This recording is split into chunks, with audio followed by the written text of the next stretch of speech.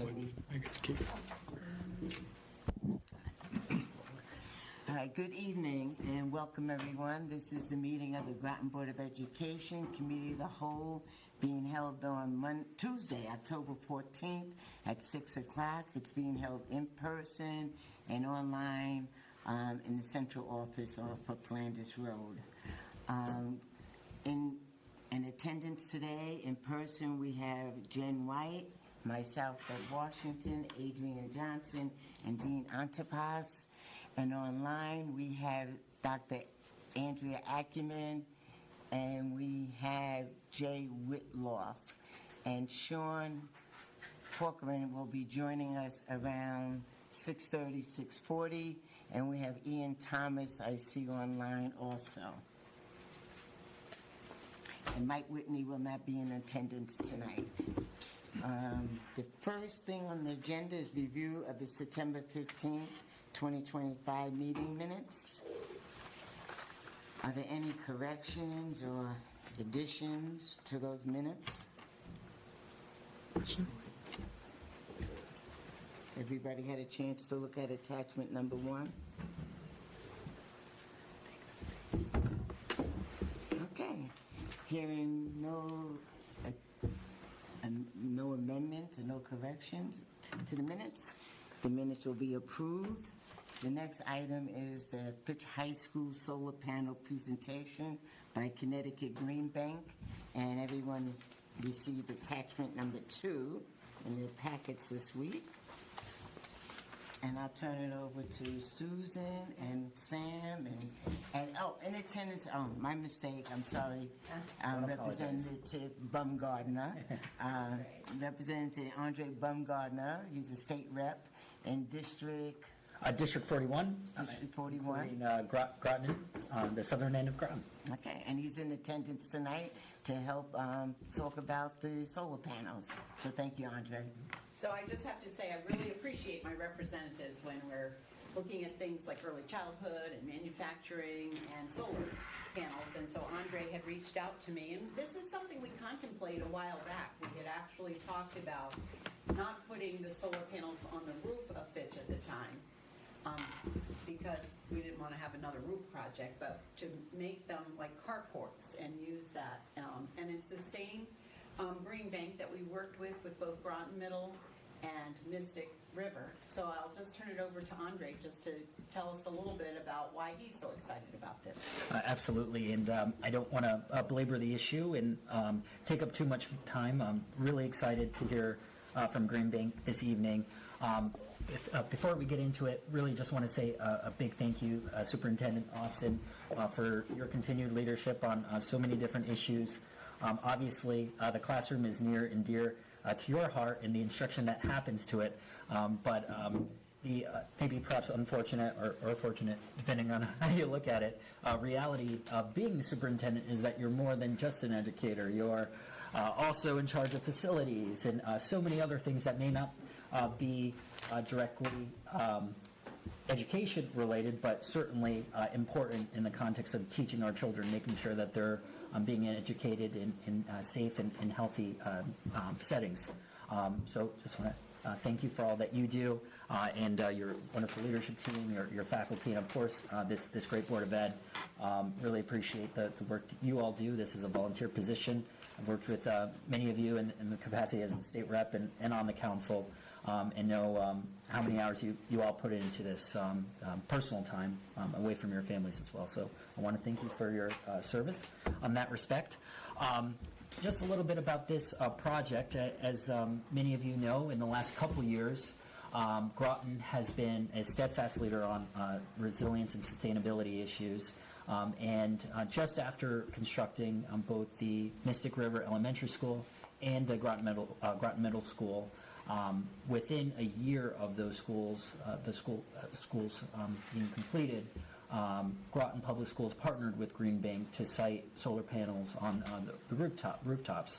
As a result, the school district will be achieving savings while also doing good by the environment and producing a plethora of solar energy. What makes this project really unique and exciting is that it's actually going to be one of the first projects in the state where the solar has been paired with battery storage.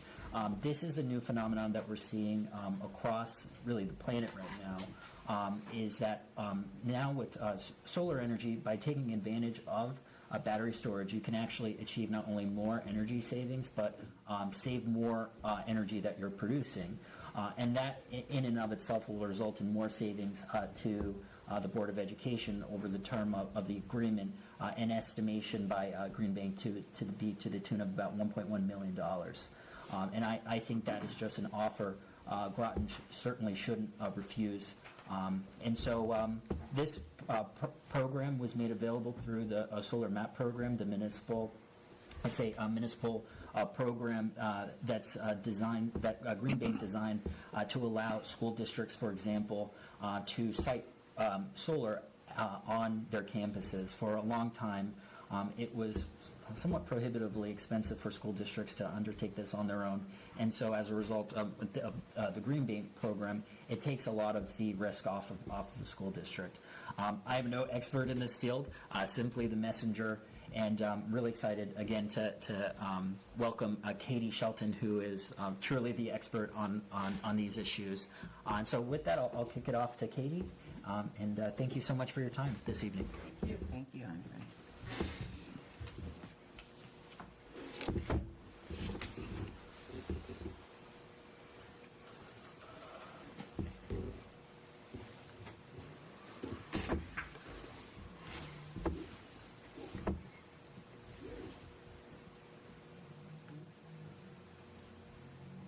I think we need to have you on mute, Katie.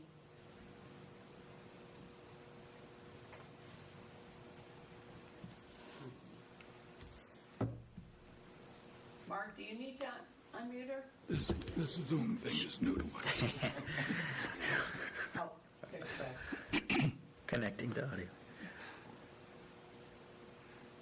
Is she talking? Oh. She's unmuted. Can you hear us, Katie? We can't hear you.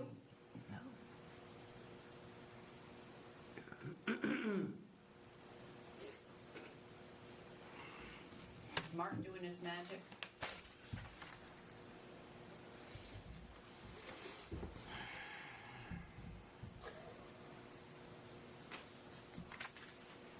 Is this like a seance? Are you in the room with us? Can you hear us? I don't know.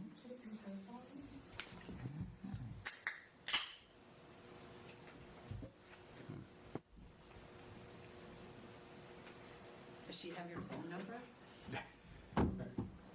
Well, what, Andre? Do you have a number?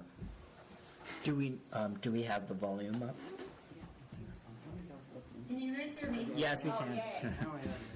Yes. Okay, this is Emily Bash, and I'm also with the Connecticut Green Bank. Maybe I can get us started while Katie is working out her audio issues. Is it possible to get those slides back up? Okay. Okay, I'm seeing them. Are you guys seeing slides? Yeah.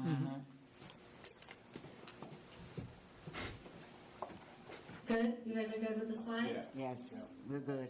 Okay. All right. We're halfway there with the text. Sorry about that, you guys. I'm Emily Basham. I'm a director of the Solar Marketplace Assistance Program, or Solar Map Plus.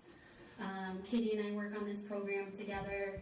I'll get us kicked off and started, then pass to her when she's able to join with her audio. We work for the Connecticut Green Bank. We're a quasi-public state agency.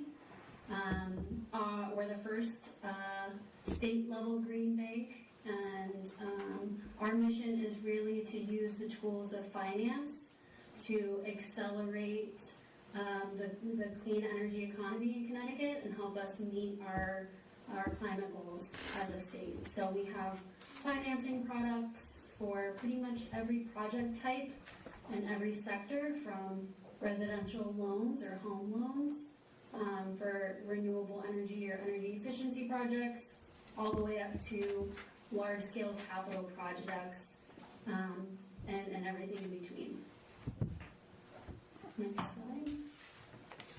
So our solar marketplace assistance program, we support municipalities, state agencies, and affordable multifamily housing providers to access clean energy projects.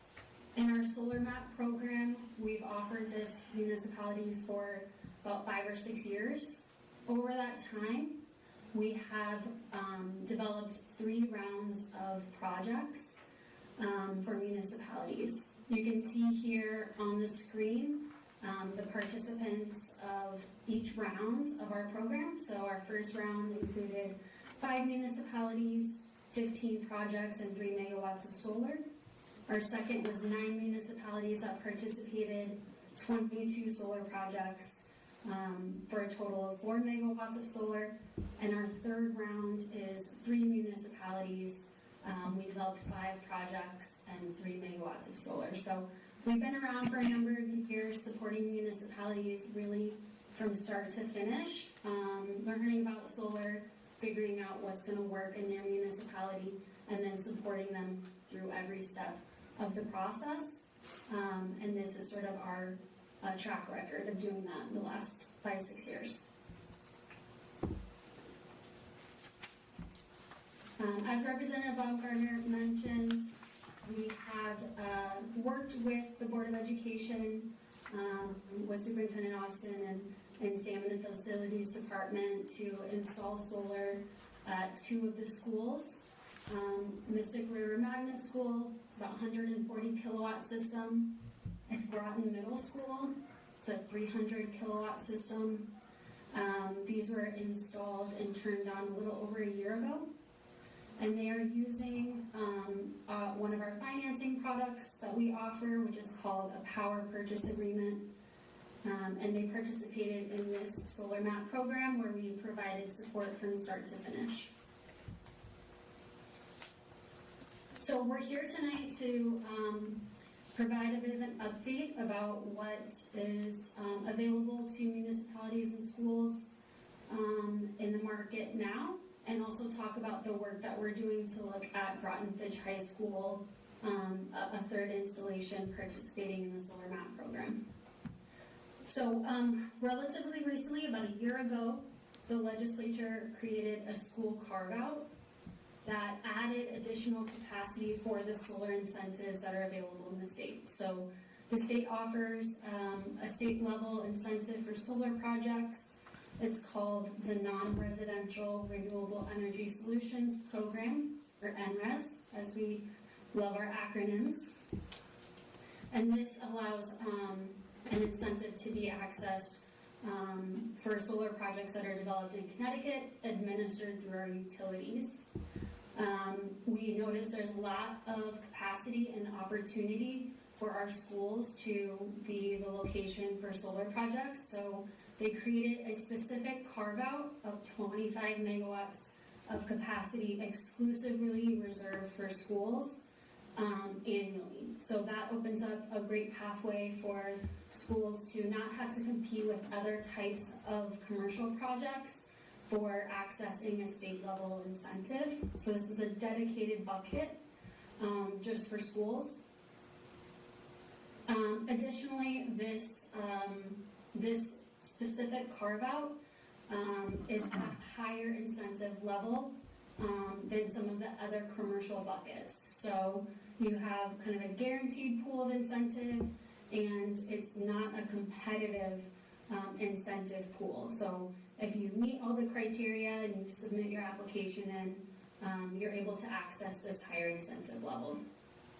And as noted here on the slide, there are adders or kind of bonus incentives that you can unlock if you're developing a carport or your project is located in a distressed municipality or a brownfield. Can I ask a quick question? Of course. When you say qualified public schools, what are the qualifications? Sure, it's pretty much any public school in the state of Connecticut, and the utilities have developed a list that is available online that lists all of the qualified public schools that are on there. And we must be one of them. Yes, Well, and you're good. one of them.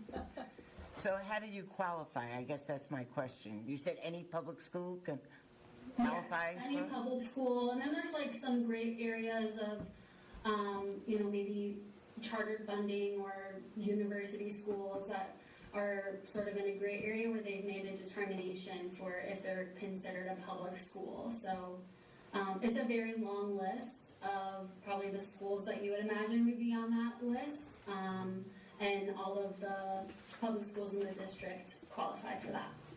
So you don't, there's not like check boxes, like you have to give $15,000, check box, you have to have 5,000 students, you have to have this. No, none of Just, that. No, it's not based on the population of the school or Okay. the size of the school or anything like that.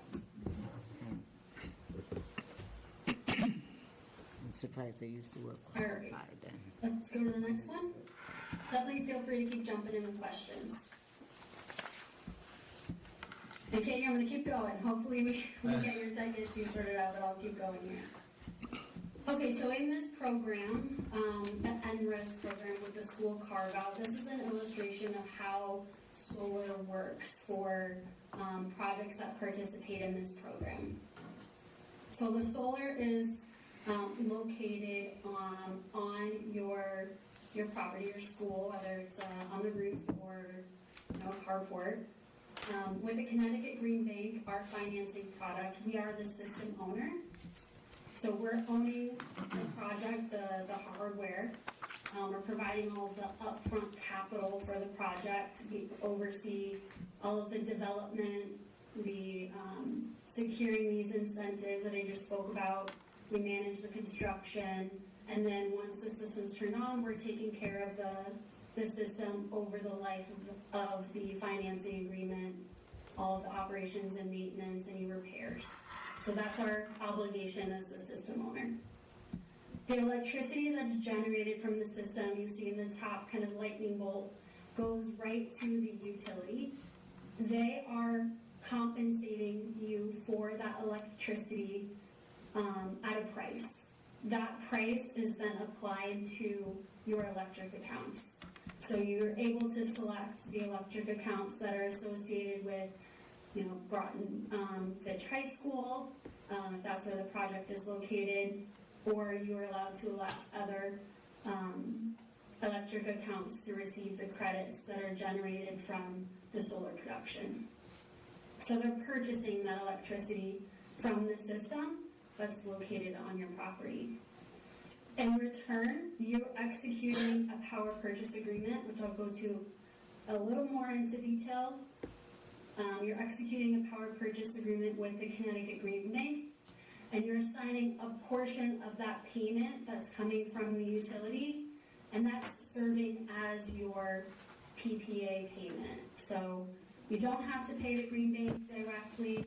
That's being redirected from the utility to us, and that's serving as your payment for engaging in the solar projects. And then what's left over is a credit that goes on your accounts. So it's a really simplified way of locating solar on your property, not having to pay any upfront costs, and then receiving a credit on bill for what's generated by the system. Go ahead. So the next, I've got a question. That's all right. yep. So when we sell to the utility, are they giving us a credit in the kilowatt hours credit, or are they giving us a financial credit of dollars? And if they're giving us a credit, is that rate at the same rate that we're going to be buying it back? We'll say that evening or months later.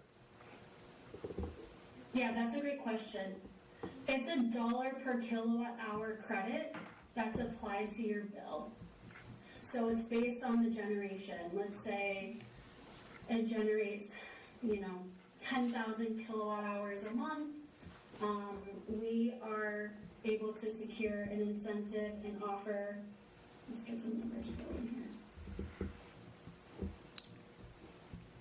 a credit that is, we give you 1 cent or 2 cents per kilowatt hour of a credit. So if it's, generating, let's say, what did I say, 10,000 kilowatt hours times 2 cents, that's going to be $200 that's applied to your bill. Those are just numbers that I just made up. But it's a dollar per kilowatt hour based on what the system actually generates every month. So like for residential, I think we're paying something like 25 cents per kilowatt hour, probably once it's with all the fees. So it's a dollar per kilowatt that we're getting to sell the electricity, but then we'll be buying it back at whatever the market rate is, or however that's structured. Is that correct? So you'll continue to purchase the electricity that's required at the school from the utilities at that rate. So this will be sort of on top of that. You're getting essentially just a bill credit every month for what's generated. All right. So it'll be a reduction that we'll see in our electric bill based on this. Exactly. And is this, is it like a net metering? So during the day, if we're using like a lot of air conditioning demand or whatever, will that be going straight to power our building, and then the surplus would be going to the grid, or the entire project would be going to the grid? So we've modeled this a little differently than the netting structure that you just outlined. We've modeled this as a buy all, sell all project. Katie, if you have audio and can nod your head and confirm that's how we modeled it. Can you hear me? Yes. Yes, you can. Can you hear me? Yes, you can hear me? Yeah, we can. Yes. Yes. Hi. Do we model it as buy all, sell all? We did. So to maybe elaborate a little bit further, the previous two projects that were developed through the Solar Map program, the Mystic River Magnet and the middle school, were developed utilizing a netting incentive, which Emily just described, meaning we were tying in behind the utility meters for those sites. You guys were purchasing the power that the system produced at a reduced rate per kilowatt hour, and that rate was fixed for 20 years. So your net savings in that scenario was the difference between the PPA rate that you struck with the Connecticut Green Bank, or the rate that you were purchasing the power that the system was producing under, and what your alternative rate would have been if you were purchasing power directly from Eversource or third-party supplier. Your net difference is what your utility rate would have been, or your offset rate, and the PPA rate that you had with the Green Bank. So that's your existing two projects. This project, as Elaine mentioned, is being developed utilizing a new incentive in the state of Connecticut and through the non-residential renewable energy solutions program. And we modeled it using the buy all, sell all structure, which is what's called a front of the meter installation. The main difference here is that instead of tying in behind your utility meter, we're installing a new electrical service on site and feeding 100% of that electricity back to the grid. You're not consuming any of the electricity that solar system is producing. It's going directly to the grid, and the utility is purchasing that power at a fixed rate contract for 20 years. Your financial benefit in this scenario is receiving a portion of that revenue contract as a fixed credit per kilowatt hour. And for every kilowatt hour of electricity that the system produces over the contract term, it's going to be a credit on your utility bill. Does that clarify things, or are there additional questions on that? Good for me. Thank you. Dean? Okay. So, okay, I'm still stuck on the dollar. So, first question. How do we get and I missed something, how do we get $1 back when it costs everybody else much less than $1 to get their electricity, whether it's commercial or residential? Where does that money come from? What tree does that fall out of?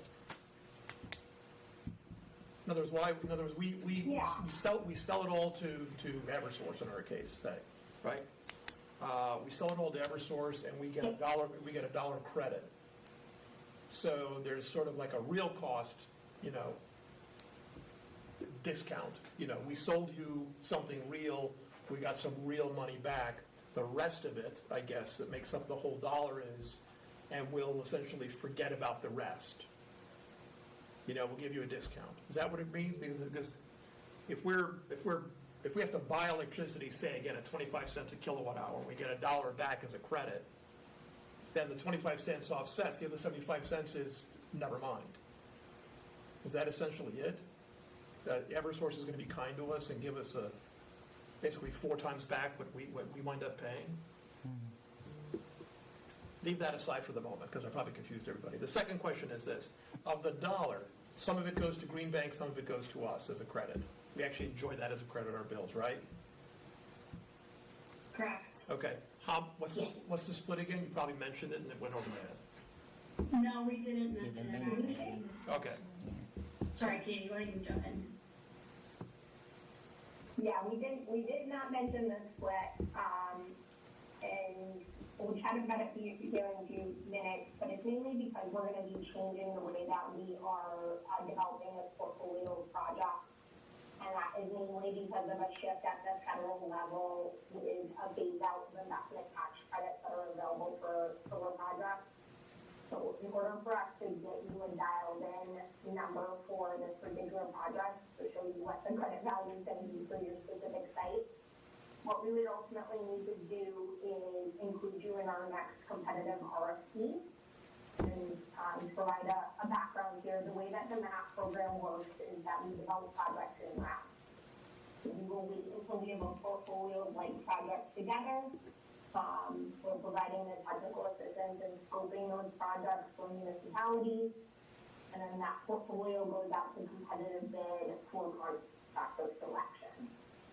Normally, we would be leaning forward on providing with some high-level cost estimates and economics for you to review and make decisions on ahead of that RFP, but because there are some changes at the federal level in terms of procurement requirements that need to be included in this project, we're going to actually wait until that guidance is released, which is going to be hopefully here at the very tail end of this year, for an RFP release either in December of 2025 or very early Q1 of 2026.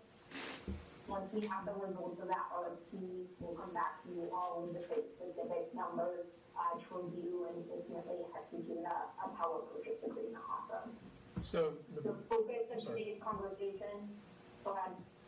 I was going to say, so the dollar that you talked about before, that will wind up getting split somehow between us and Green Bank, right? Correct. Okay, so it's not Yes. $1 plus It's a something else. monetary credit. Yeah. So what you're saying is what we don't know now is we don't know what that split's going to be.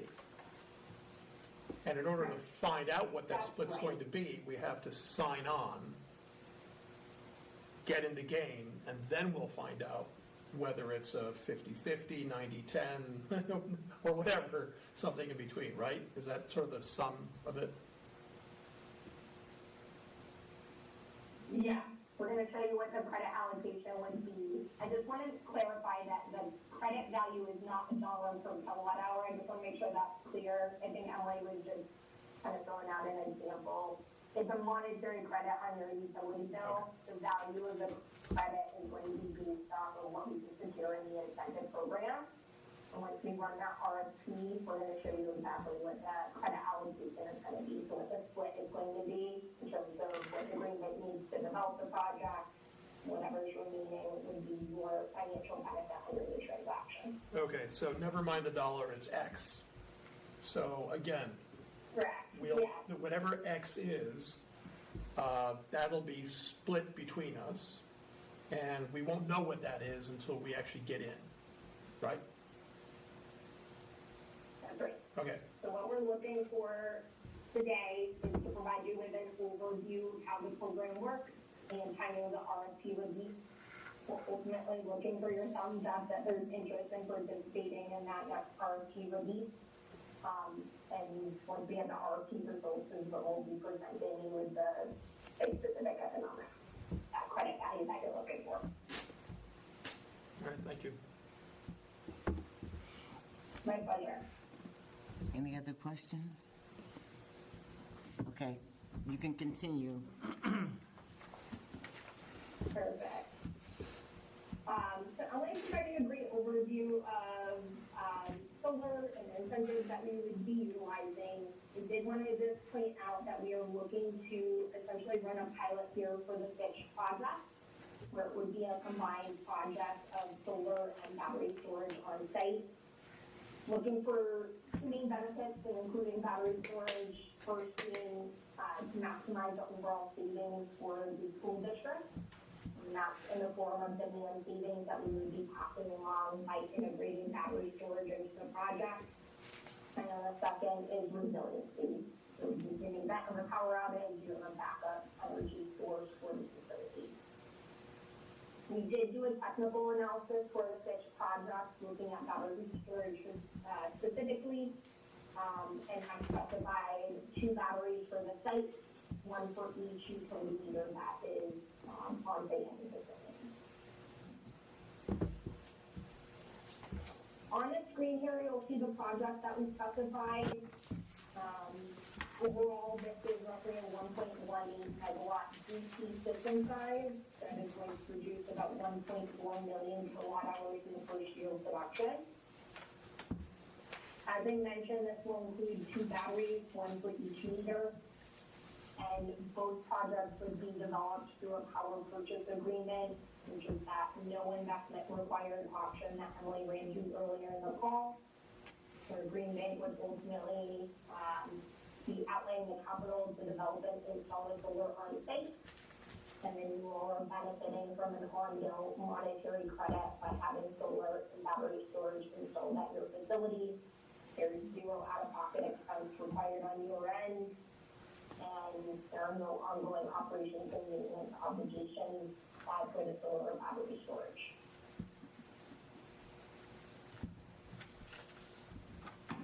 We've included kind of a summary here that gives you a comparison breakdown of the 2 existing solar projects that were installed on site for Mystic River Magnet and Groton Middle School compared to the new project that we are proposing. As a starting point, just to summarize, we are utilizing a new incentive structure for this new project, which is through the Non-Residential Renewable Energy Solutions Program. The previous projects were developed through a program called ZREC, and those have since been phased out. Benefits here that we're going to be utilizing that new green school carve-out that Emily ran through, which provides you a higher tariff value than a traditional commercial incentive, and it's an exclusive reserve of funding for qualified public schools. You're not competing with all other commercial projects in the state for winning school funding. We are utilizing the buy-all-sell-all structure that we just ran through. We're feeding 100% of the electricity back to the grid and benefiting from a fixed credit per kilowatt hour, which is in the form of an ongoing monetary credit on your utility bill, versus your previous project where you were actually purchasing the power that the solar system produced at a fixed rate for the duration of the contract. We are looking to include battery storage here as we just ran through. That project would be a pilot where there would be no out-of-pocket expense on your end. Be rolled into the project in that power purchase agreement, and you would benefit from demand savings on site as well as resiliency in the event of a power outage. The previous 2 projects were solar as a standalone option. As we've noted, this new project is going to be designed as carport canopies. Benefit here being that we are not installing on the roof. There's some concerns over the roof age and condition at Fitch, whereas Mystic River Magnet and the Groton Middle School were new facilities with new roofs, and on-site rooftop projects made sense in those scenarios. As I just mentioned, we are changing our development process for this particular project because it is impacted by the timing of the One Big Beautiful Bill, which was signed on July 4th, which effectively created an accelerated phase out of the investment tax credit that's available for solar. previous two projects, we were able to take advantage of the full investment tax credit value as well as the bonus degree for one of the projects. Can you explain carport? It's kind of a Can you explain carport canopies? Yeah. The carport canopy is just meaning that we're designing, really engineering a structure from the foundation up in the parking lot area of the school. So you may have seen this at some of the police departments around the area. If you've been to Burlington Mall, for example, they have carport structures out in the parking lot area. They're popping up more and more throughout the state. But it's essentially a structure that would be designed in the parking lot area, or you can park underneath it.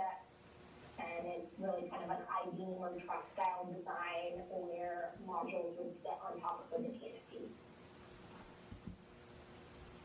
Thank you. Well, probably on a very hot or a very sunny day or a very snowy day, probably want to park under there. Katie, could you also explain the adder for the carports? Yes. So essentially, the state wants to incentivize project development on services like carports ahead of developing projects in farmland or available open space throughout the state. So what they have done, because they recognize that carports are a more expensive design option, is they've incentivized that type of project development. For this particular incentive structure, it's included as an adder, meaning that we know the tariff value that we can secure in the incentive program, the revenue contract that we can lock in. And there's an additional funding adder that we can include on top of that, so more money flowing into the project for installing a carport canopy over a rooftop or a ground type of installation. Dean? It's really just the state incentivizing these projects. I get very little opportunity, and I have usually no reason to self-promote. But back when we were first talking about the Mystic Middle School, I'm sorry, the Mystic Middle School, the original rooftop, the last agreement that we had that seemed to take forever to get through, the PPA to get through legal review, I did mention, boy, wouldn't it be cool if we had carports and we could put the panels on the carports. Okay, that's right. I've been, as someone else has wanted to say, I've been talking about this for a long time, and I'm glad to see this is finally in front of us. And I was told at the time that that would be nice, except that the price of steel was exorbitant, and it would cost us an arm and a leg. So, figurative arm and a leg. But yeah, I mean, from that point of view, that's super. I'm sure the teachers would love to park in the shade. Yeah. Anyway. Or avoid the snow. Yeah. Jay? Yeah, I'm sorry. Are you finished, Dean? I'm sorry. I did have questions, but I'll wait till the end. Okay. Jay? Sorry, Dean. Keep doing it. Thank you, and great to see Andre there. I think Andre would agree with me that I'm thinking that if Zell Stever were still with us, he would be here tonight and championing this project as he did with Mystic River and Groton Middle School. He was always concerned about sustainability, and he was a big proponent of our pursuing those projects. And while I do have some real technical concerns, I don't want to get bound up in that tonight, but the idea that we're going to sell all, but somehow we're going to keep some in a battery for our own use, that's a little confusing to me. And I think that until we get, actually through the whole RFP process, and see what the actual economics are, I'll be honest with you, we have never really been able to get our heads around how the systems at Groton Middle School and Mystic River are operating. We've had a few business managers that have given it a shot and have been unable to actually determine, what we're saving. So before we go forward with this, I really would like to get a good sense of what those systems are doing for us. Apparently there were some fences that came in that were unexpected, and nobody's been able to net it out and actually tell us what we're saving. But despite all of those concerns that I have, again, I don't want to get that deep into it. In general, I think,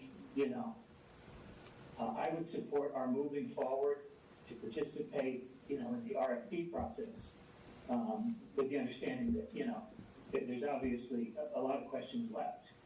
But anyway, thank you for getting the conversation started. My pleasure. Adrian? In preparation for tonight's meeting, we did pull data from the existing systems if you all are interested. I did put it up on the screen for Groton Middle School. You'll see in the dark blue here is the actual system production, and the light blue is what was expected. So these systems are outperforming what we had originally anticipated and what was included in the economic modeling. They're producing above and beyond what was originally outlined for you when we modeled out these projects. This is the middle school, same exact scene here from Mystic River Magnet School. You'll see that the system production is outperforming the expectations that we had published for you in the initial announcement.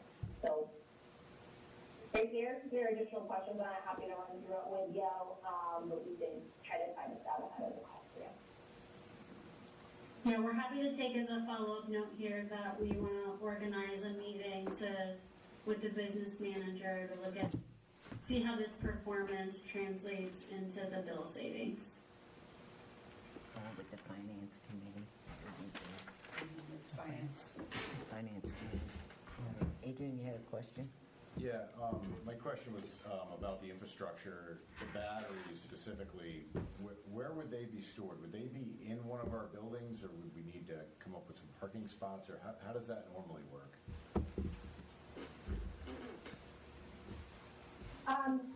Normally it would be on the exterior of the building.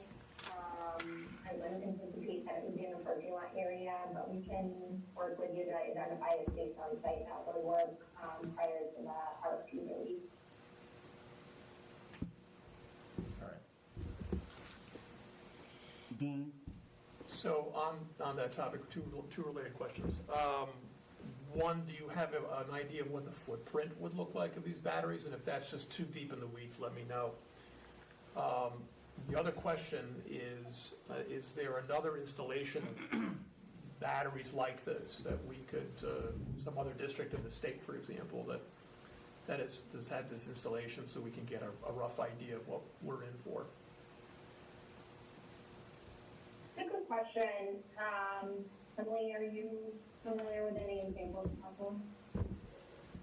We don't have any in our solar map program yet, but it doesn't mean that we haven't incentivized them at the Connecticut Green Bank through the Energy Storage Solutions program, which is the state's incentive program for battery storage. So we can check with our colleagues on that team if there's any school projects that have participated and could be, who the contact would be in case we want to, provide, a contact for you to confer with. Or even if it's in, say, Rhode Island or Massachusetts, if you're aware. I'm interested in the physical installation, if there's a way that you would know where I could, just do it quick. Because conceptually, I get it. But physically, I'd like to see it, because these would have to be pretty large batteries. And my other concern, of course, is the materials that batteries are made of. If they're anything like the batteries that are currently retailed for vehicles and other applications, then there's a concern. I wouldn't want those next to the building. Even my little lithium batteries for powering a few things. You can't fly with them. You got to be careful how you store them. So the last thing I want is, sort of a Hindenburg, if you will, situation where it works when it works, and when it doesn't, watch out.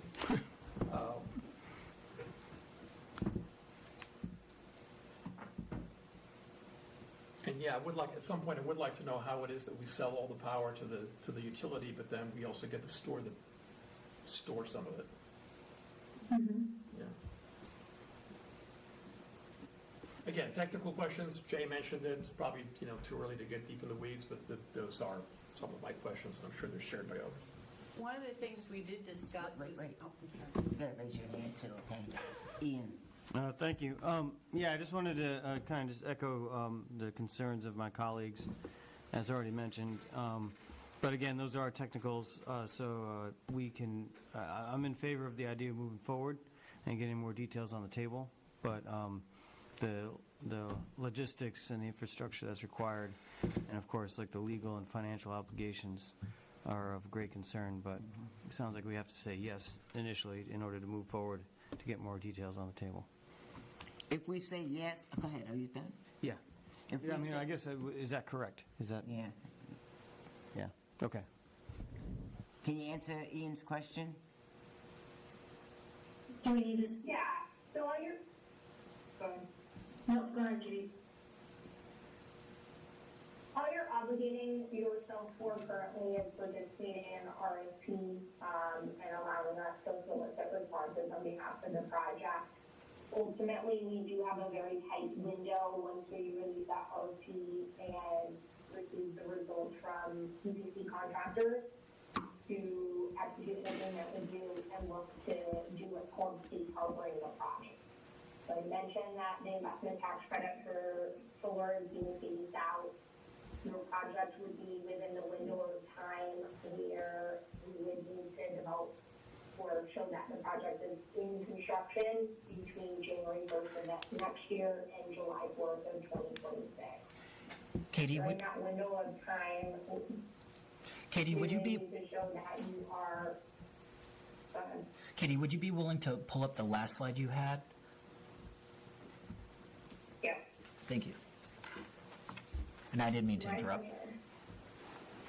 No, that's okay. Are you finished with your answer to Ian? I heard the yes. I know. Okay. I don't think she realized the slide was down. Yeah. Yeah, there. Okay. Go ahead. You all set, Ian? Did Yeah. Jen have something? I'm good. to ask? Jen, she didn't have a hand up. I know, Katie, when we were discussing it, the difference between the Mystic River Magnet and Groton Middle School project, from my understanding, was that we had a certain rate that we had negotiated with the utility company, and what we were to expect was a check back for the solar power, which we have received several checks that would reduce the rate. My understanding, the difference with this new project is that we will get a reduced rate in our bill every month. Is that the distinguishable difference, or did I get that? Or is there something else you can say to help orient what the difference is between the two programs? Yeah, so for this project, you're receiving a monetary credit on your utility bill for every kilowatt hour of electricity that the system produces. For the previous projects that were, that are commercially operational, you were purchasing the power that the system produced at a reduced rate per kilowatt hour through the PPA arrangement, and that rate is fixed for 20 years. I believe it's 20 years for your PPA. So would that explain the check? Instead of this, Receiving a check at the end of a quarter kind of thing? To have the reduction, is that?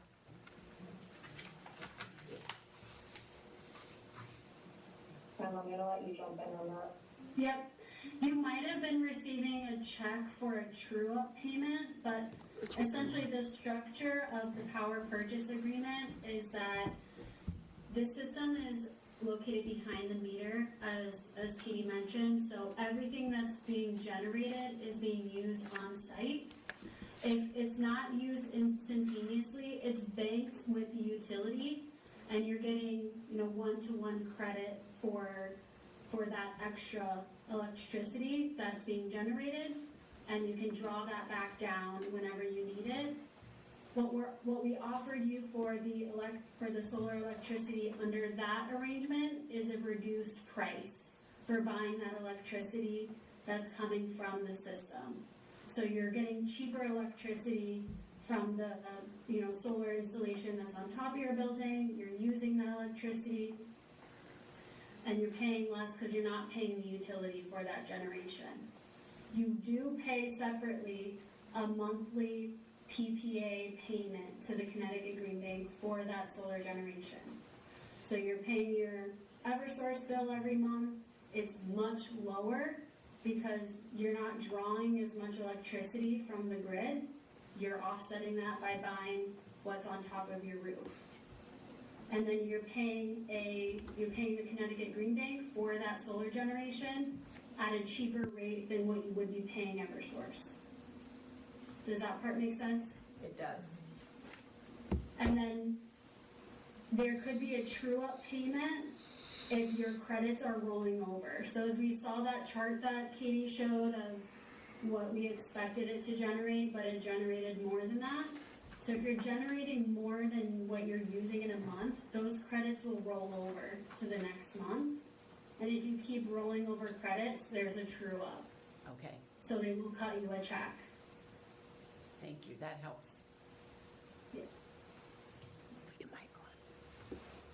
Jennifer has a question.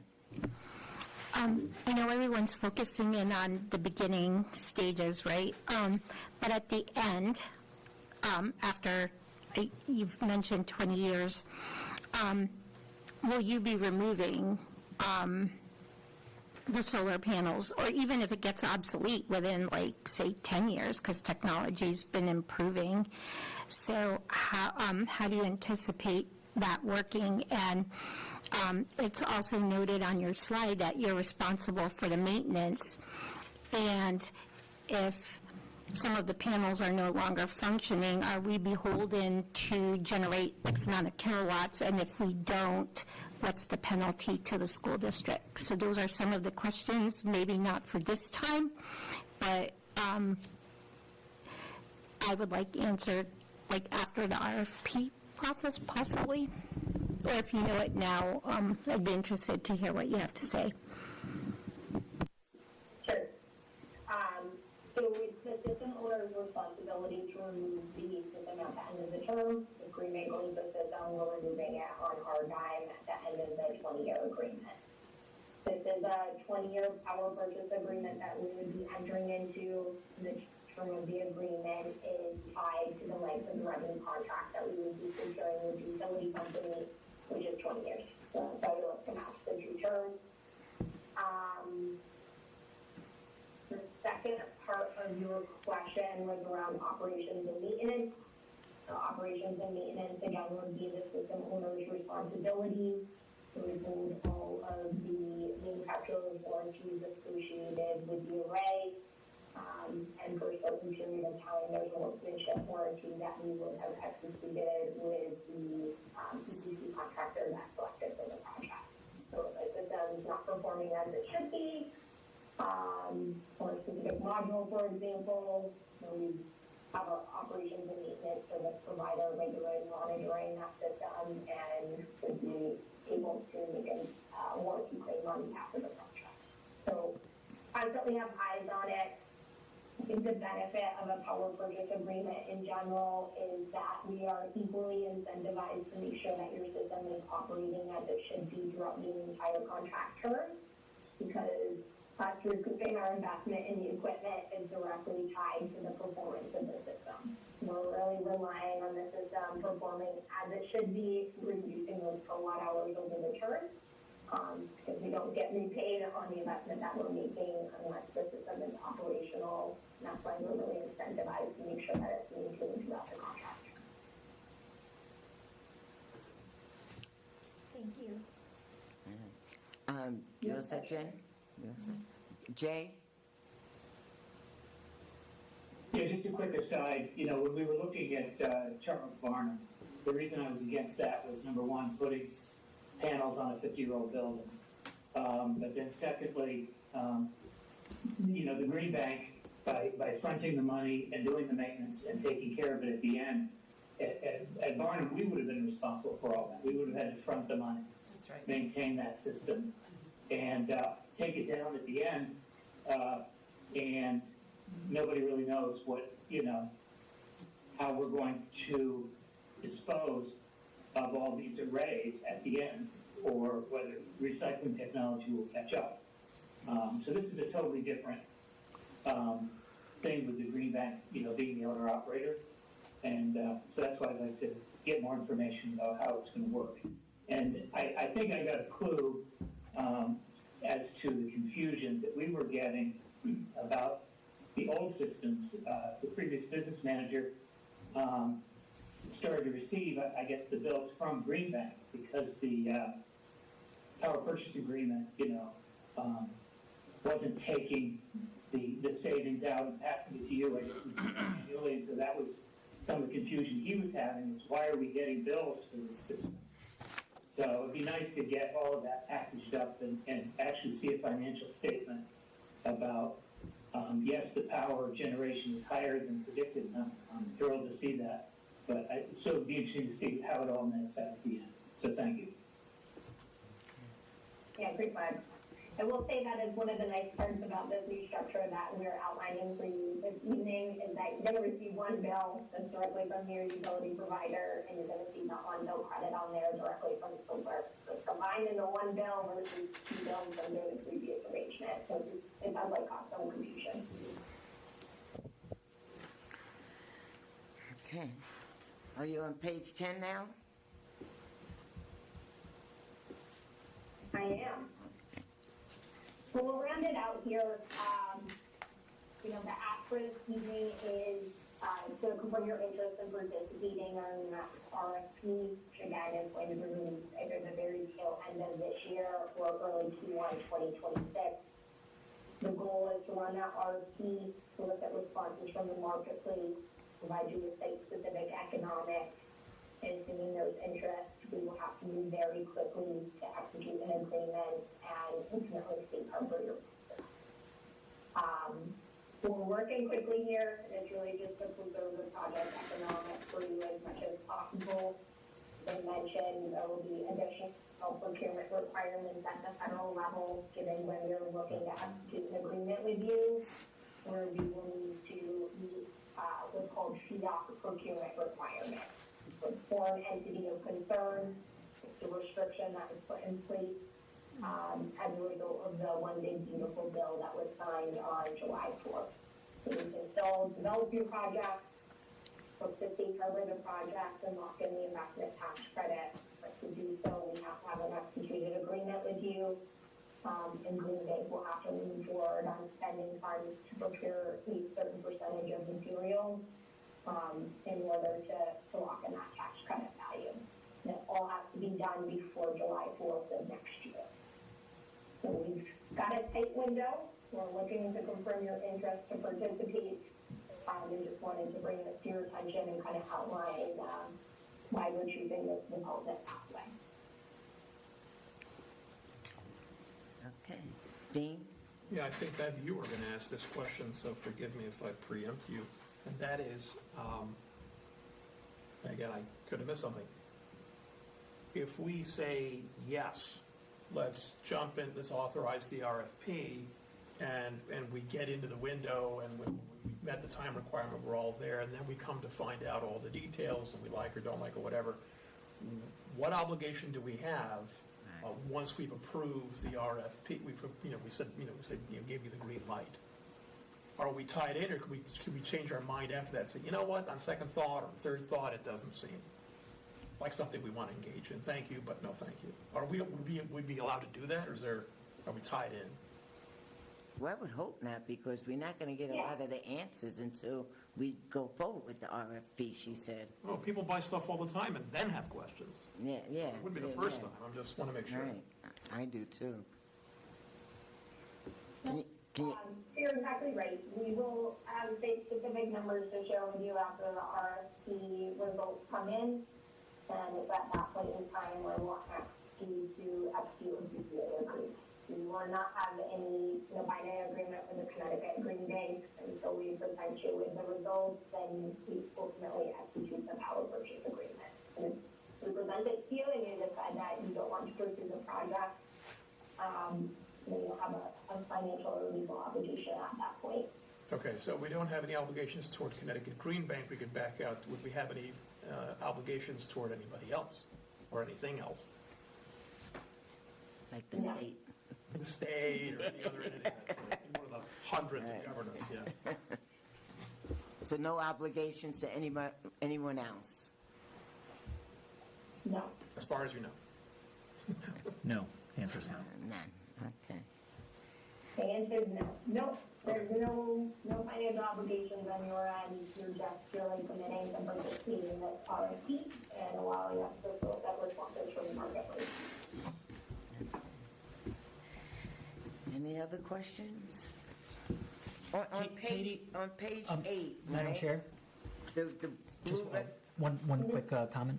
let me ask my question first, okay? On page 8, the blue rectangles, are those going to be the carports? Yep, Okay.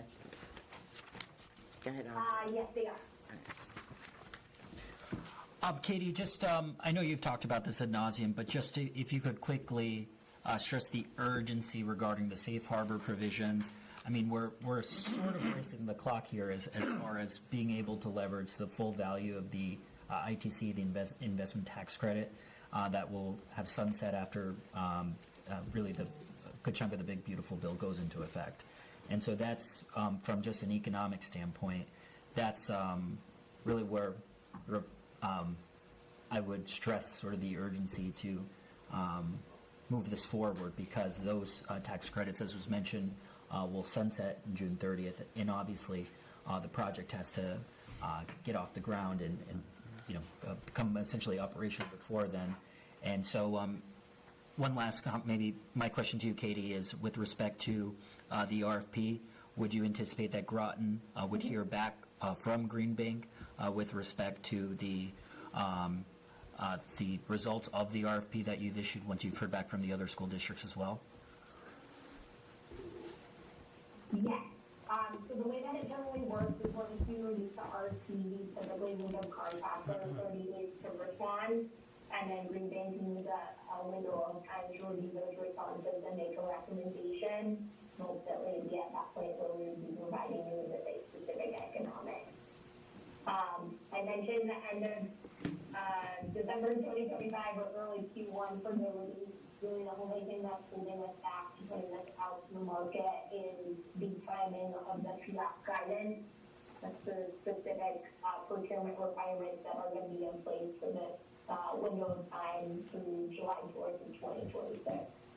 So that's not yet been released, so we need that information to put this out to the market so that the project can be accurately priced by contractors and follow the procurement requirements that are in place.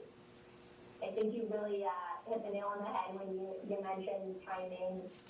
We're not trying to rush you into a decision here or try to make a decision without all the information that you require. But ultimately, the time is of the essence, just because after we hit kind of the July 4th window next year, it's highly unlikely that a project would be developed with that investment tax credit, a part and applied to the project. So to give you an idea, is at a minimum 30% of the total project cost. As you can imagine, without that tax credit in place, it will have substantial impact on the project economics. If you look to develop this project in the future, past the window time that we're talking about. Jen and then Dean.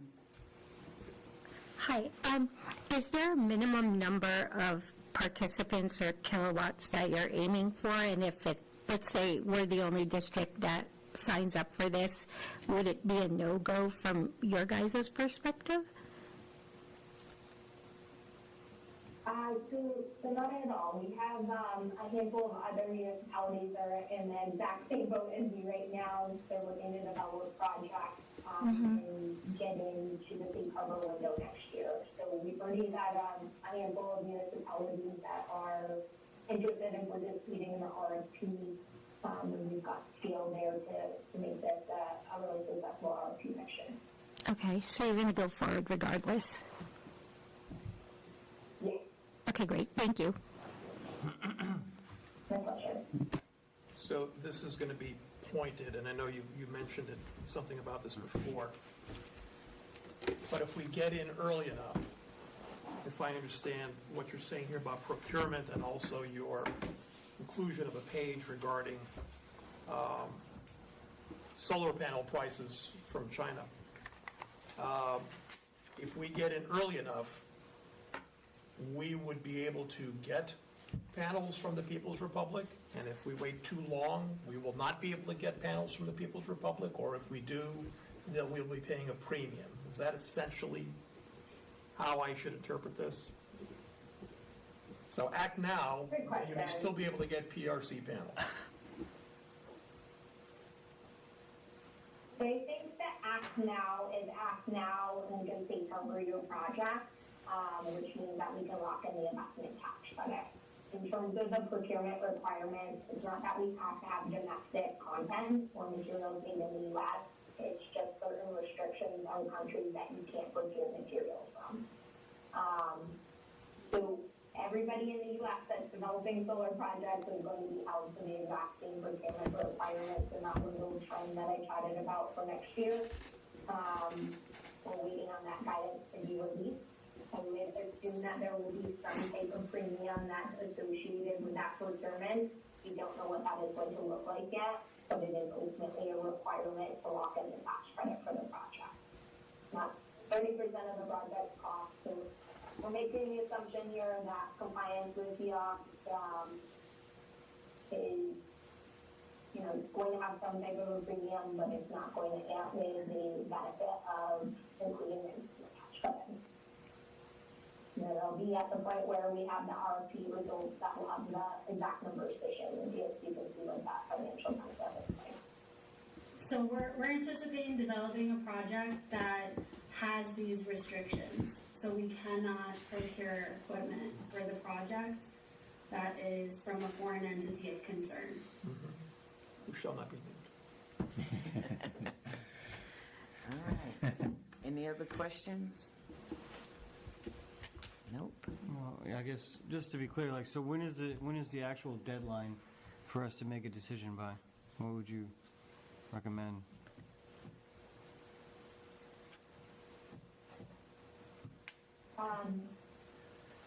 We're targeting either the very end of the year, so December, or very early Q1 2026 for the RFP release. That's going to be dependent on when the FIOC guidance is released at the federal level.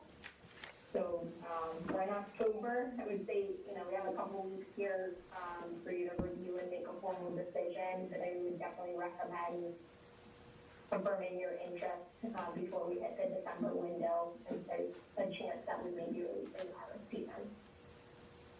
Very well, thank you.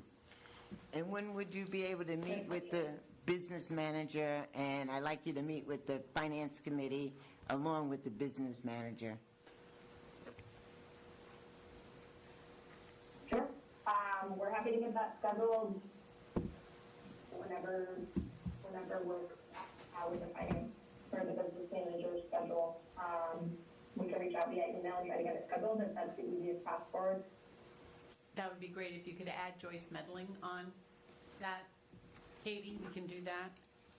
And we'll make sure we've got Dean and the Finance and Facilities Board of Ed Committee. Yay. November 5th, I think, is our next scheduled Finance and Facilities Committee meeting. Say that 10 times fast.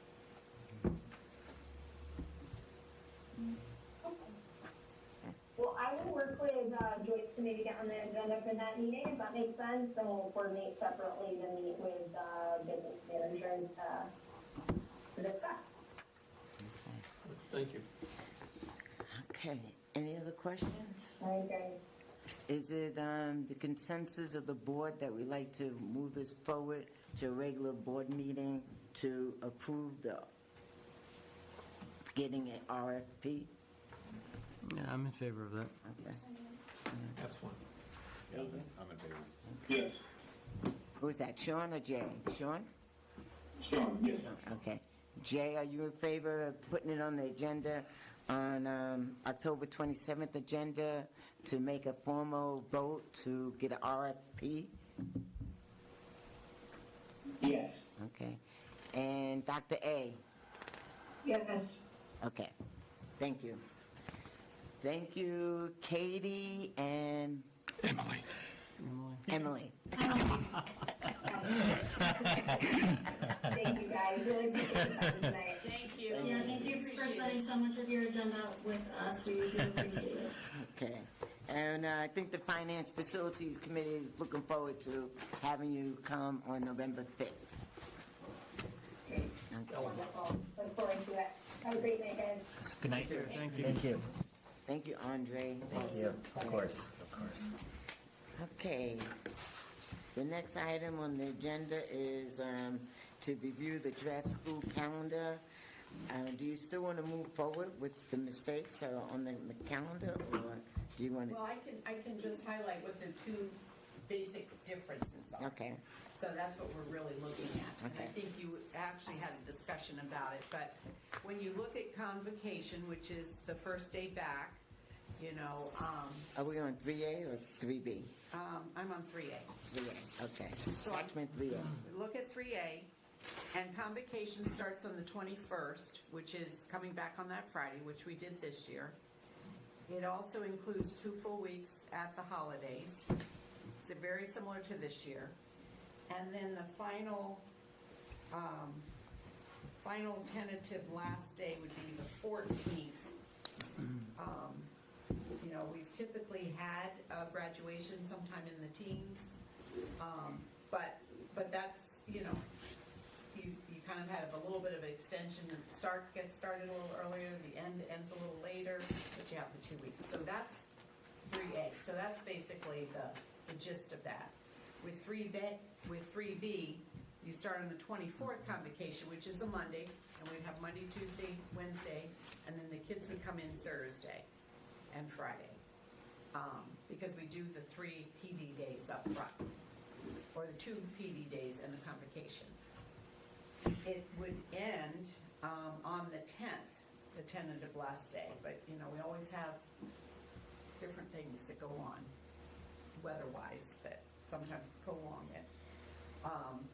Well, really, we already have a day we're making up. Yeah. So really, the last day would be. No, this is for next year, not Okay. the year Oh, we're, okay, it's the good. following All year. right, okay. And Thank in you. this situation, it looks like we would have a potential early dismissal on the 23rd. So the first day off would be Christmas Eve.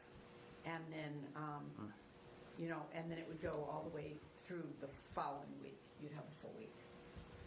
Is So it? that's the basic difference, I think, again.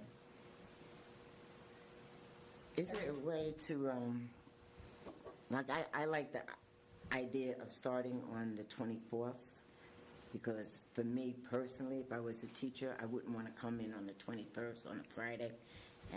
You had all the other days off, and then you got to come to work on a Friday. I wouldn't like that personally. So I'm in favor of the 24th, but I'm also in favor of the 2 weeks off. So is there a way to still give them 2 weeks off for Christmas and just end school a little later?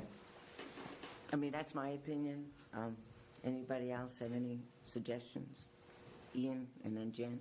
I was going to say, the 3B calendar, one thing I like about it is that it ends the school year on a Thursday, on the back end of the week, you know, so it's like more towards the weekend.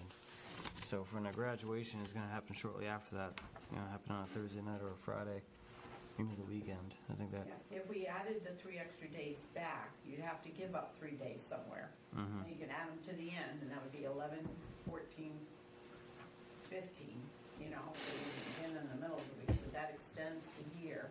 Yeah. Or you could look at other holidays. I was going to say also, I like the idea of starting on the 24th Monday. You know, like that makes sense. Right? So, I mean, if the price to pay for that is a foreshortened holiday break, I guess that's something to consider. But I don't know where else you could find the days. You know, it's very hard when you do that, like if you start looking at Indigenous People Day or Veterans Day and those kind of one-off days that people are in our district are very used to. and Jen? appreciate. So I'm in support of the 2 weeks. I was in support of the 2 weeks this past year. It's a nice break. And probably in the next year or 2 years, we're going to be back down to 1 week because of the way the holidays. So might as well take advantage of the 2 weeks when you can from the holiday based on the calendar. I personally have no issues starting on a Friday. I know people who like come back on a Friday from a long vacation just to slowly get themselves in. Because if I come in one day on a Friday, but my offset is 2 weeks in the middle of December, I would gladly do that because technically I'm thinking like I get 3 days extra for that one day coming in early. So that's how I'm seeing it. I was hearing the staff say it was a little tricky coming in on a Friday, but they did appreciate the 2 full weeks. And if you have to come in, it's not an intense professional development day. Exactly. It's a convocation where they love being back together and having breakfast, and then they go back to their schools and have a quick faculty meeting, and they do a meet and greet in the afternoon with the kids and set up their classrooms. And then So they're done. it's not like Yeah. a stressful day. It's a day to get back in the saddle and kind of get yourself organized, because then you have the 2 days. Yeah. You can raise your hand too. So that was just my thought. Thanks. Sean? We all follow Robert's rules from now on. I'll just say that as a parent, I do not think that the 2 weeks is totally necessary for the Christmas break. I think that puts a lot on parents having to have 7 non-holiday days that they need to be there for the kids. I think it just makes it challenging at the end of the year, especially we live in a cold environment. Sitting around the house for 2 weeks with the kids can make things challenging. Okay, thank you, Sean. Adrian? Yeah, so I've got a couple of things. So Christmas is on a Friday. It's not on a Tuesday, Wednesday, Thursday. So this really is back to a traditional, we're still going to have 3 days of school that week, so we'd be losing three days of school, that week before, prior to Christmas. The other thing that I'm a little bit concerned about is pushing the school year back to June. I'm not seeing the last day. Oh yeah, 14. So the 14th being the last day of school. So if we had more than 3 snow days, since Juneteenth is a holiday, it might end up getting tight, and obviously no one's going to want to be here on the 21st if we were pushed back. And if we wanted to try to do the 2 weeks and start a day later in August, that would even make that allowable snow days, fewer. And maybe Susan remembers how many snow days. I mean, I know we had wind days and rain days last year too, but it seems like we always have, a fair amount. It doesn't seem like we have one very often. We don't, but we also have, I think we've even had a day, Charles Barnum, the past couple of years where they had no power, and, so there's all kinds of things that can get in the way. Yeah, but traditionally, do you know how many days we've had to kind of add in at the end? That's a hard one to go back and remember. Well, it's recently, it hasn't been quite as many because the weather has been inclement and we might have had some flooding, but it's been like we've been able to do some delays. So I would say maybe 2 or 3 max in the past several days years since COVID. I do remember having more days though when I first got here. That was like 2014. You said Adrian? Yeah, so I'll just say it as finishing. I'm kind of in support of the B choice, to have a little bit more time in the summer and then just have a little over a week over the Christmas holiday. Dean? So 2 questions. I heard a chatter earlier before the meeting about there still being an error, but somebody answer that one. But that aside, I'm with Sean, I lean, and with Adrian, I lean more toward the B calendar and having, yes, a shorter end-of-the-year holiday period, because while for the kids, this is terrific, most of our parents and caregivers are on the younger side. They do not get 2 weeks off, and they will have to make alternative child care arrangements, especially for a lot of the younger kids who need minding. Sometimes families have older kids that can mind the younger kids, and you can trust your teenagers, that's great, but not everybody does. Nope. So, I mean, not everybody has the kids. I'm not saying that they mustn't. So, yeah, this is terrific from a kid's point of view, the 2 weeks. I mean, who wouldn't want that one? But I know from experience as well, it's like, okay, so who's going to watch the kiddies for those extra days? It's an imposition. And, but what is the error that's still, I see the mistake from the presented, I mean, the original dates, they didn't have Christmas. It was just a misnumbering, Right, but is there but it doesn't change the calendar. still a mistake on the revised? Yes. Where is the mistake? So if you look at B, if we're looking at B, you see September, it's on the right-hand side, the September and the December. Oh, the It 18th goes is missing. 3 on the Thursday and Oh. 5, so it should be 3, 4, No. and then 10, 11, 17, 18, and on both calendars for September and December. But that doesn't change the, Doesn't doesn't change change the anything, but days it's that just gotta be that correct. you've logged in, that's just, okay. And they're not holidays, they're not PD days, they're not, okay, fine. All right. Thank you. Okay. Jay, do you have a thought on the calendar?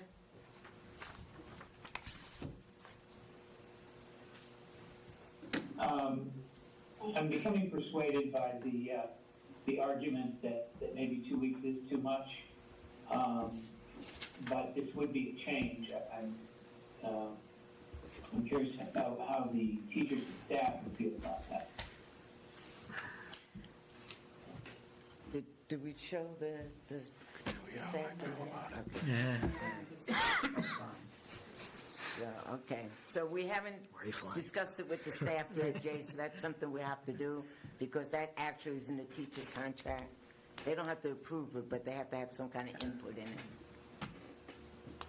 it. Okay? Dr. A, do you have a thought on it? Yes, it's outrageous to come back on that Friday. Or outrageous to come back on that Friday. Stick it at the end of the year. Oh, tell us how you really feel. All right, so far I'm hearing that calendar B looks more appealing than calendar A. We'll get some feedback from the GEA. Actually, we'll be meeting with them next week. Yeah. So we can go over the calendar when we meet with them next week. And then we'll put it on the board's agenda for approval at the end of October. Okay? Good. Sounds good. Thank you all. Don't forget GEA people, Dean, Dr. A, and Jay, we have a meeting. I think it's next Tuesday, October 21st, I think it is. All right, the next item on the agenda is on the title of the business manager. And this is something that, Lori's not here? I did ask for Lori to come. Supposed to be online. All right. I don't know if I see her. Anyway, the title of I've been talking to other board members and a couple of businessmen and finance directors, and the title of business manager is outdated. It's an outdated title, so I was suggesting that we change the title from business manager to director of finance or finance director, and have a little discussion. I sent you information about that. The business manager, I just wrote down some notes. The business manager is a hands-on leader who coordinates the resources, people, and processes of a business unit to achieve short-term goals. The finance director does long-term goals, more financial stability for the district, more strategic planning for this district, and that's what we actually want. So you got the information I sent to everybody. So, Dean. I don't necessarily wed the titles with the descriptions. We have a description for what she does. If everyone else at the level, say below Susan, if you will, if Sam is a director of facilities, I mean, what's your title, Sam? That is it. Right. Right, they're all directors. They're all directors of some things. It should be director of blank. So finance should be director of finance. I'm totally cool with it. And that's what she applied for. That was the title and the job description that she applied for, and it has been, according to Lori. I think we've used the term business manager the same way that we say school board instead of board of education. You know what we mean. Right. And I talked to the town manager. There's no problem with changing her title if that's what we choose to do. Well, Lori's on. Okay. She showed up too. Adrian? Oh, I read what you sent us, and I agree. I mean, and it sounds like she already finishes her emails with that, so one easier step there. Ian? Yeah, I'm fine with it. Makes sense. I'm good with it. Sounds more professional anyway. Jen? I'm all set with that. Okay. Sean, you want to weigh in on this? I think it makes complete sense. Okay. Dr. A? Yes, Jay? yes, for the Yes, I know we've talked about it for some time. I know there was some concern about the, how it interacts with the town. They have to have the titles in agreement. It sounds like we've covered that base. So I say it's time to make the change. Okay. Any other discussion? They all agree.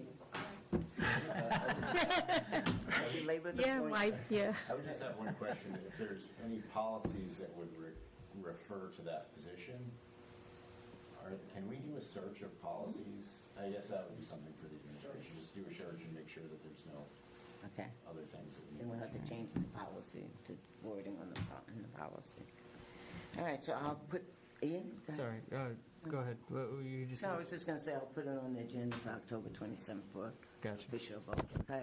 I was going to make a motion to suspend the rules to add an agenda item. For tonight? Yeah. I don't think you can, can you? Okay. It's not a special meeting. Oh, yeah, it's not a special meeting. For the purpose of getting an update on the robotics situation. Okay. Second? Yeah, I'll second Okay, that. wait. Okay, let me write this down. So I do believe I gave an update. Wait. Suspend, say that again, Ian? Suspend the rules for the purpose of adding an agenda item to get an update on the robotics situation.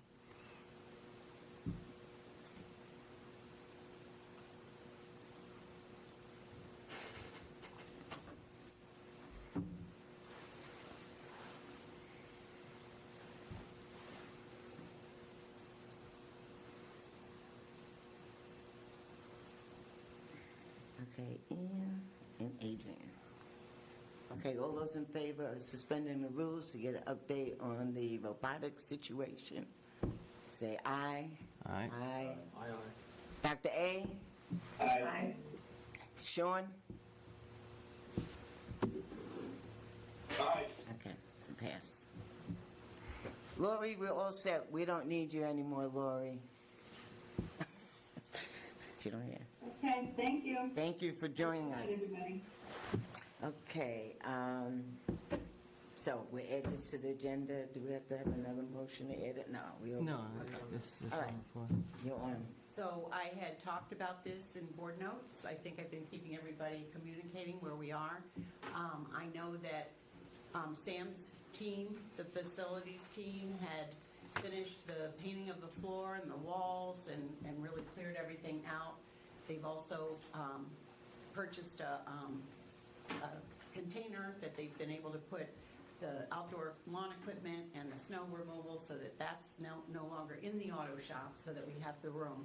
I know this weekend, was it this past weekend that you worked with Chris in the auto shop, or was it the weekend before where he came in and you were looking at the electrical and the floor plan with him? I think it might have been yesterday. Yes, it's been in the last couple of days. Yeah, so I know that they had done that, and we're working on that.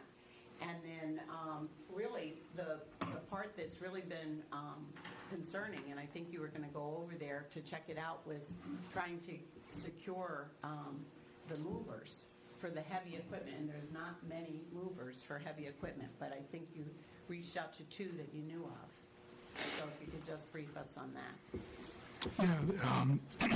Yeah, the two organizations that are capable of moving that type of equipment, one has responded, actually came down, looked at it. I haven't gotten the price from him yet.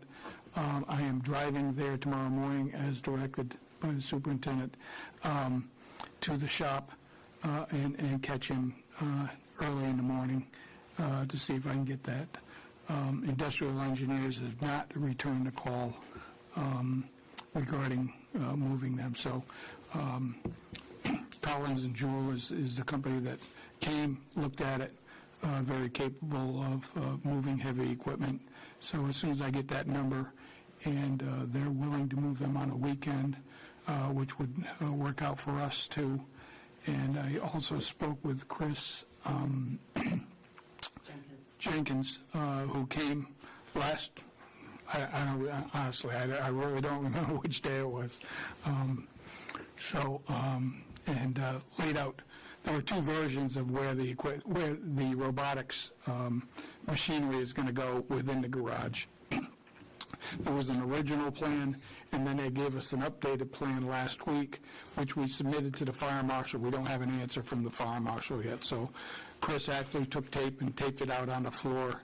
There's a plan A and a plan B there. So as soon as we know from the fire marshal where it can go, then we can continue on with. That is the egress, so there has to be proper egress in the space. So I think that's what we want to make sure. We don't want to bring all this heavy equipment and get it set up and then find out that it's not in the right place. So Right. we're trying to dot our I's and cross our T's. And, Okay. I know that we've been communicating with Sherry too. We actually found the aluminum Falcon's closet for some items that they might not need right away. So he's going to clear that out and clear out some of the wood shop as well, so that there can be other working spaces and a computer lab with a green room that would help with, because they have like a business team and, they have the CAD team, so they need multiple spaces in their working environment. So I think that we were going to also provide another moving company or moving equipment to help, we were going to do it, to help them move the other. They're prioritizing. I know that Chris had said he was culling some things to, get rid of things that they don't need to bring. But then the prioritizing, what are the things that can be right away? What are some things that can be stored in storage at the high school? And what are the things they need to set up so that they can get right to work? So what I guess the question is, what's the bottom line on all this? When can they anticipate actually being in an area where they can start their program? I mean, I hear all this other chatter, but it doesn't tell me, and I'm sure they want to know too, and I'm sure the board wants to know, where are we going with all this? I can't give you a definite date until I get the confirmation from the mover. But Chris Jenkins and I have already talked about moving some of the other stuff that isn't the heavier things, and he has other volunteers that are going to be helping move the other things into that shop fairly soon. So the floor needed to cure for a period of time, but later this week that time will be up and they can start moving things in by the end of this week for sure. So I'll be working with Chris Jenkins on that, and hopefully I'll have an answer tomorrow morning when I drive to the site. And what's Plan B if this moving company is a no-go? Plan B? Plan B. I guess we would try. I don't. This is very heavy equipment. How did the equipment get there in the first place? Industrial engineers moved it there the last time. Is that a moving company? They move heavy equipment. Is this the same company you? No, that's the company that hasn't responded to my queries.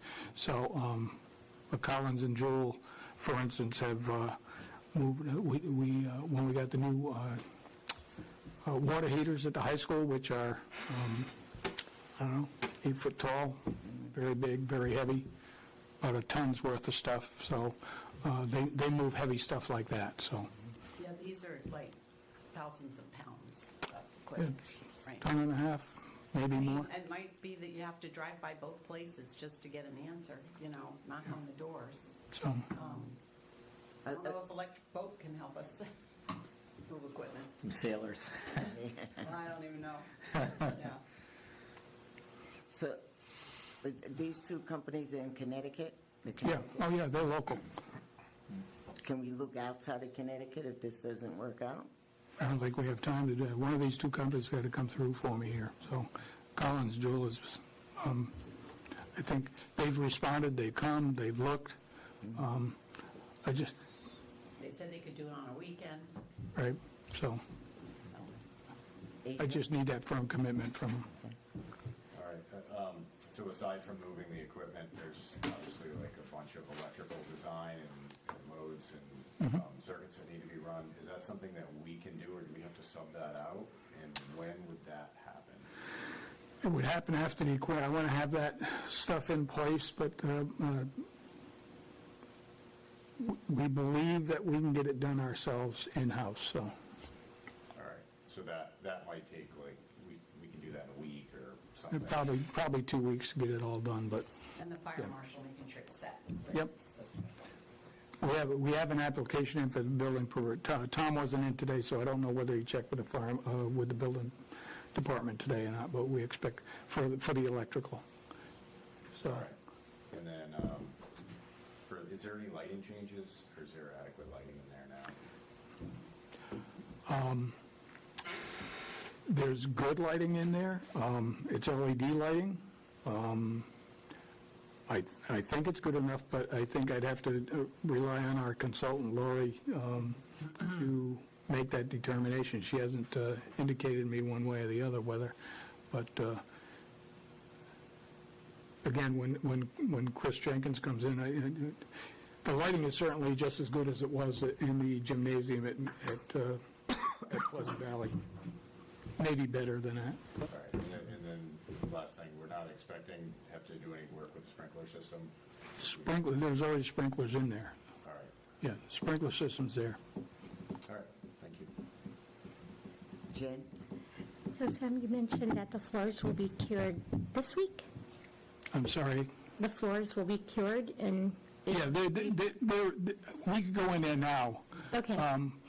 Yeah, so that they can... But depending upon what they're actually moving the heavy stuff with, Yeah, you know, you want to be a little bit careful with them. But okay. so we're ready for them. So all the small stuff, they can move, like, tomorrow if they wanted to. Mm-hmm. And he did 2 coats of paint because it didn't look right when it was just one. So he wanted it to really look sharp. So he's really done That was the walls. the walls. Yeah. Yep. Well, Sam, maybe you can shoot us an email, the board members an email tomorrow, let us know how you made out. I'm sure they're interested in knowing. And Sherry, I know, is interested too. I see that she's on. Can we hear from her? What did you, Well. about what? Just in general, like, what, how things are going? Okay, Sherry, you want to give us an update? Yeah, sorry, I was in a parent booster meeting on the Up TV now at the shop, so I was trying to listen to 2 meetings. Oh, geez. So I don't know if there was a question that was asked, I missed it. No, Ian thought maybe you can tell us your feelings on how this all is going, or give us an update on your part. Well, we are, we've been meeting 2 days a week. Kids have been getting some drive practice in, but we're getting ready to break the field down as we're not, the competition that we were planning to go to was canceled for this weekend. So we are just waiting to be moved so we can get set up and schedule an open house and orientation, as we are behind schedule. So I'm a little worried. Understood. Yeah. We're like a month behind schedule. Well, I guess the administration is working as hard as they can to make this happen. And we're hopeful that we'll get an answer, Sherry, so that we can get you moved in the next weekend. So, there's a couple different moves that would have to take place. There's that heavy equipment that needs to get situated so that we can then start getting the electricity done for you. And then there's the other move that needs to take place where you're going to prioritize what goes where. And we're cleaning out the closet for you to use and some of the, and I think didn't Chris and you review what would go in the different rooms? I think you talked about that. The storage and that kind of thing. What Yeah, would go he where. looked at it, yes. But I think it would be good for you too, Sherry, to come over and maybe look before we actually move things over to make sure that that works. Well, Sherry, I know this doesn't help, but I'm sorry for this delay and that your program can't get up and functioning on time or in the time that you would like it to. So I apologize for that. I can't do much to help other than encourage the staff to keep trying to make this happen. Thank you.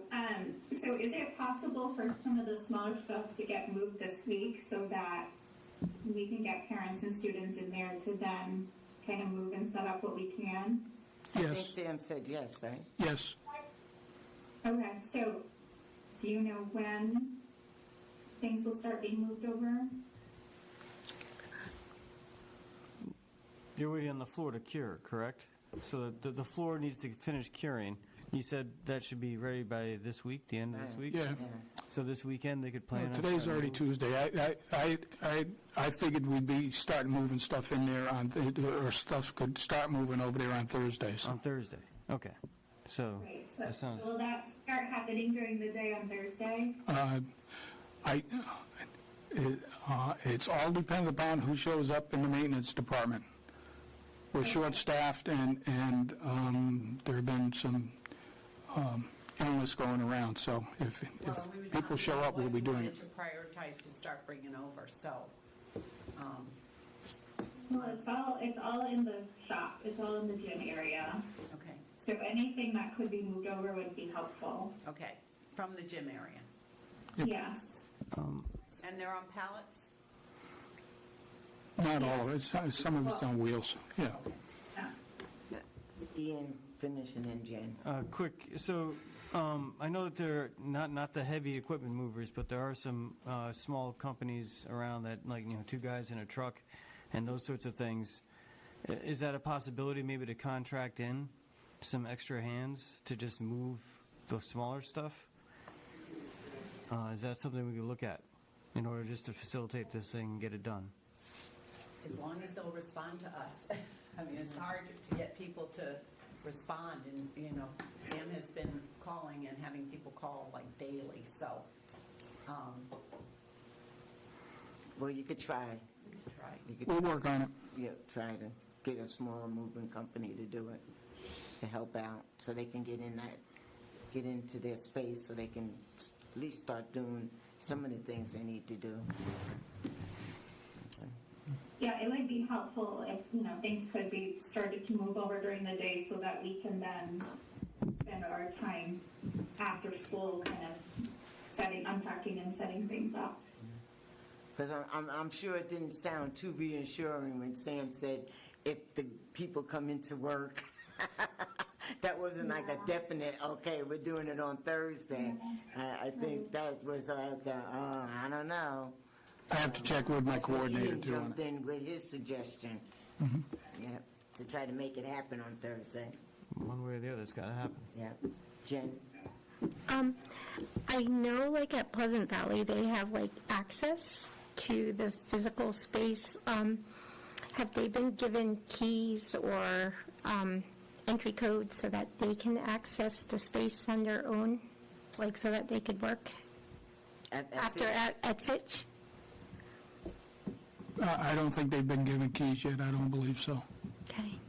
Can make sure that happens. So there's staff there that could open for them during the hours that they want to be there. Okay. Can we get them keys? Certain people can have keys, yes. In the future, though, like, will they have their own set of keys? Yes, So they could have the same access of course. to the facilities here that they did over there? I don't know about the same accessibility. They had free range over there. They have to work within the parameters of what's going on in the building. They're not only in the garage, they're going to be the storage areas all the way at the other end of the building, for instance. Their And- storage? What's that? Their storage is on- Some of the storage, yeah, one of the storage areas is at the other end of the building, yes. Okay. And then, of course, the room where the computers can be worked is around the corner from there. It's fairly close by, but, so, they're going to be throughout the building. So when they have their program at night, Sherry, do you have your program at night also? Yeah, it is. So yes. how do they get in the building at night? They have to. I don't know whether Sherry has gotten her code changed yet or not, so she has access to the high school or not yet, so she can get in with her badge, but... a fob or a key that opens up the high school too?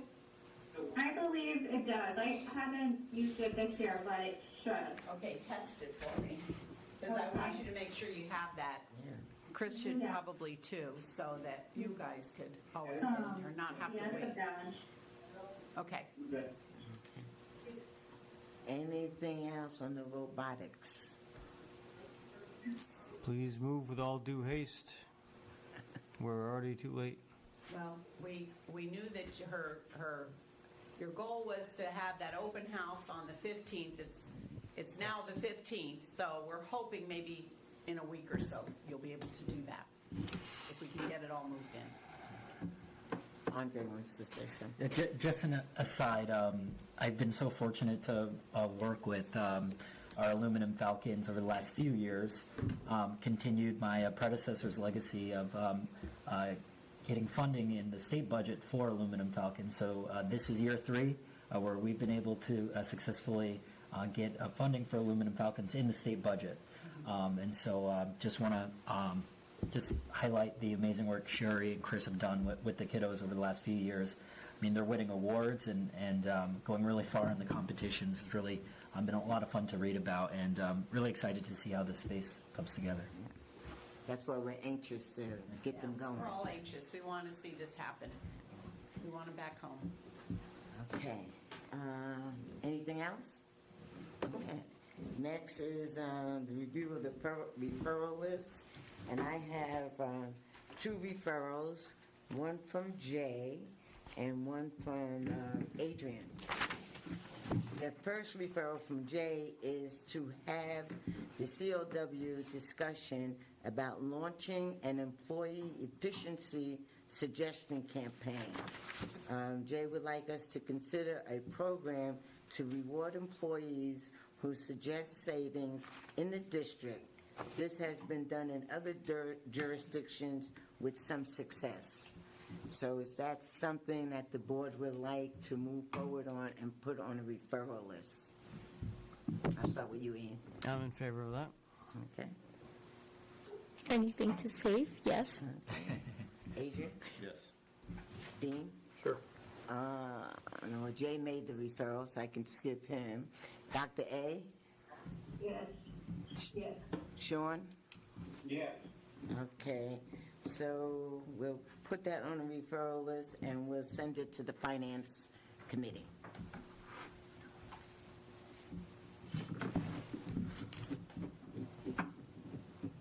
The next one comes from Adrian, and it's a referral to policy to modify policy 6141. The purpose is to modify the 6-step process for significant revision or new curriculum. Would like to change the COW requirement for first approval of changes to the curriculum committee during the approval. The final approval for the curriculum or a new revision will still remain with the full board. And the policy now says the 6 steps are. The first one is presented as outlined in Groton Public School Curriculum Handbook, new courses and major course revisions, which propose a major change in objectives for a course or program or in instructional materials shall be, step one is presented to the superintendent or assistant superintendent for approval. The second step is presented to the Board of Education Curriculum Subcommittee for review and recommendations. The third step is presented to the Committee of the Whole for approval of draft and curriculum. And the fourth step is upon approval, curriculum is written. The fifth step is the Board of Education Curriculum Subcommittee will review.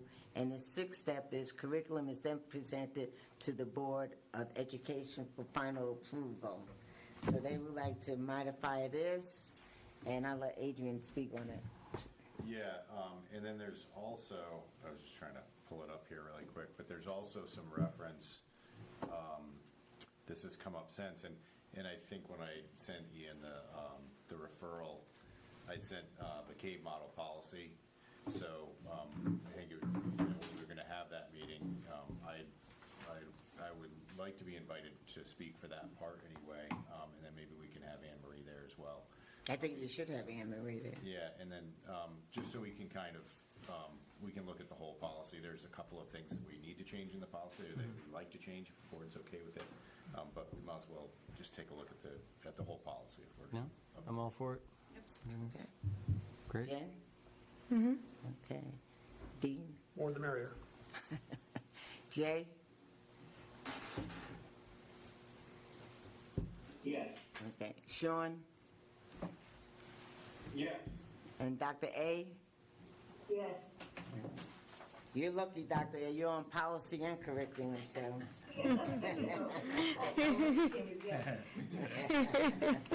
So, just so everybody understands, the big change would be that when a class comes up from the administration, it would just go to curriculum, and then they would write the curriculum. We're going to take out that first COW step, but the board would still get to approve it at the end.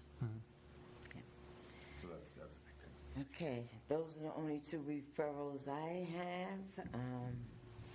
Anybody else want to make a referral? Okay. As for the referral list, for COW, we already did development of board goals. We did that in August, so we could take that off, I think. We already did it. Ian, I don't know how you feel about the transplant map. I think we've got the data. The data tables were presented, and we discussed them, and I imagine we can make that an annual check-in from here on out. That sounds good. Just data tables, don't have to make a fancy map. Data tables are fine. So we'll put it on the template for board meetings. Sure. Oh, good Okay. idea. That'd be great. So we can take that off What the number referral. was that one? Looking for it. That was, 2024-27. yeah, I see. put on board template. And the next one, 2024-28, we already held our retreat. We did the self-evaluation and we did the board's goals. So I'm thinking we could take that off. Is that something you want to put on a template or no? I think, isn't that already on the template? might I be. think it is already on it. Yeah. And the last one, 2025-6, that went to curriculum, so we could take that off the COW. They could bring it back when they finish it. Okay. I have one question. Was it going to be, I know we had talked about having a committee for special ed. Yeah. Should that be a COW discussion, or is that something that would just be done by the chair? It'll be done by me. All right. I'm going to talk to Susan and Denise tomorrow. Have my two board members that will be on the committee, and we'll have to think of how the committee's going to, the composition of the committee. We'll talk about it tomorrow, though. Okay.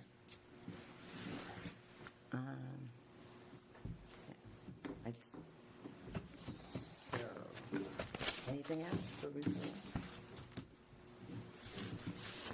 All right. That is it. Motion to adjourn, Dr. A? Motion to adjourn. You have a second? Second. All those in favor? All right. All right, we are adjourned at 8 o'clock, and I just want to make note that Sean